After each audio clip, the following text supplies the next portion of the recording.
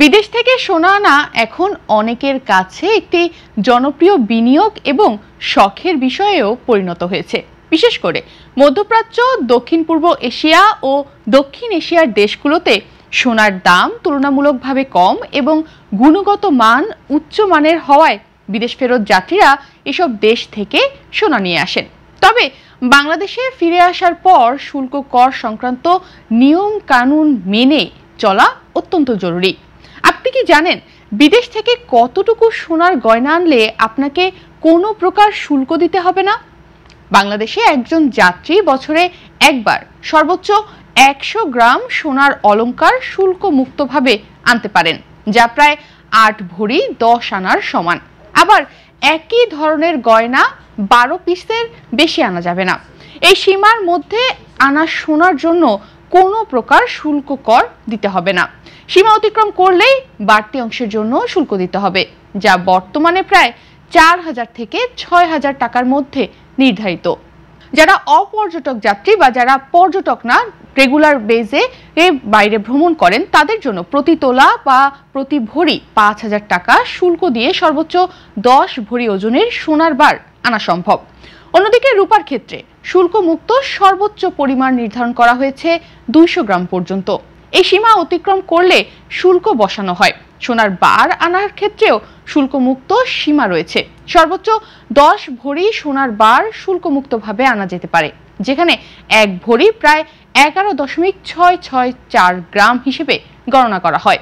সীমা অতিক্রম করলেই প্রতি তোলা বা ভরিতে 5000 টাকা শুল্ক দিতে হবে।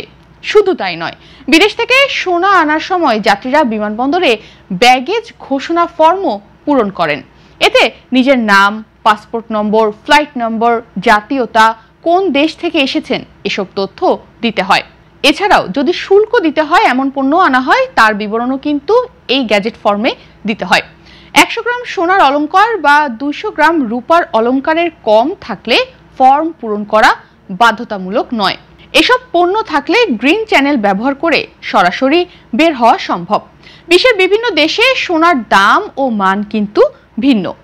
বিদেশে 22 ক্যারেট সোনা সাধারণত আন্তর্জাতিক মানের এবং বিনিয়োগ ও ব্যক্তিগত ব্যবহারের জন্য অত্যন্ত আকর্ষণীয়। বিশ্বের বিভিন্ন দেশে সোনার দাম ও মান ভিন্ন কতটা, এটা আমরা এই মুহূর্তে এখনই জানতে পারবো।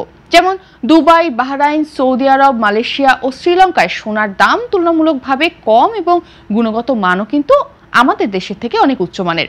এগুলোতে 22 ক্যারেট সোনা পাওয়া যায়, যা আন্তর্জাতিক মানের।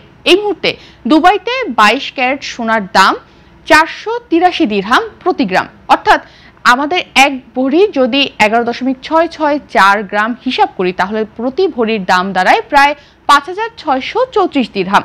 বাংলাদেশি টাকায় এটি প্রায় 1,39,600 টাকা। বাহরাইনে 22 ক্যারেট সোনার দাম 48.50 দিনার প্রতি গ্রাম। প্রতি ভরি হিসেবে দাম দাঁড়ায় প্রায় 565 দিনার, যা বাংলাদেশি টাকায় প্রায় 14 লাখ টাকা। সৌদি আরবে 22 ক্যারেট সোনার দাম 491 সৌদি রিয়াল প্রতি গ্রাম। প্রতি ভরির হিসাবে দাম দাঁড়ায় 5727 সৌদি রিয়াল, যা বাংলাদেশি টাকায় প্রায় 1,41,000 টাকা। মালয়েশিয়ায় 22 ক্যারেট সোনার দাম 572 রিঙ্গিত প্রতি গ্রাম। প্রতি ভরি হিসেবে দাম প্রায় 6674 রিঙ্গিত, বাংলাদেশি টাকায় প্রায় 1,64,000 টাকা। শ্রীলঙ্কায় 22 ক্যারেট সোনার দাম 42,550 শ্রীলঙ্কান রুপি প্রতি গ্রাম। প্রতি ভরির হিসাবে দাম দাঁড়ায় প্রায় 4,97,460 শ্রীলঙ্কান রুপি, বাংলাদেশি টাকায় প্রায় 1,20,000 টাকা। দুবাইতে বিশ্বের স্বর্ণ ব্যবসায় অন্যতম কেন্দ্র হিসেবে অসংখ্য গোল্ড সুক আছে। এখানে 22 বা 24 ক্যারেটের খাঁটি সোনা বিক্রি হয় এবং কোনো কর নেই, তাই দাম তুলনামূলকভাবে অনেক কম।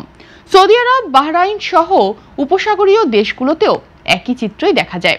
এই কারণে বিদেশি ও দেশীয় ক্রেতারা এখানে সোনা কিনতে চলে যান। বাংলাদেশে বিদেশ থেকে সোনা আনা মূলত ব্যক্তিগত ব্যবহারের জন্যই সীমিত। অন্য দেশ যেমন ভারত বা নেপালেও নির্দিষ্ট সীমার বাইরে আনলে শুল্ক দিতে হয়। এই নিয়মগুলো মূলত অবৈধ সোনা পাচার রোধ ও দেশীয় বাজার সুরক্ষার জন্যই তৈরি করা হয়।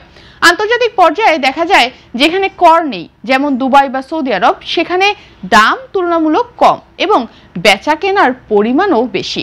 বিপরীতে যেসব দেশে আমদানি কর বা শুল্ক বেশি, যেমন বাংলাদেশ, সেখানে স্থানীয় বাজারে দাম তুলনামূলকভাবে অনেক বেড়ে যায়।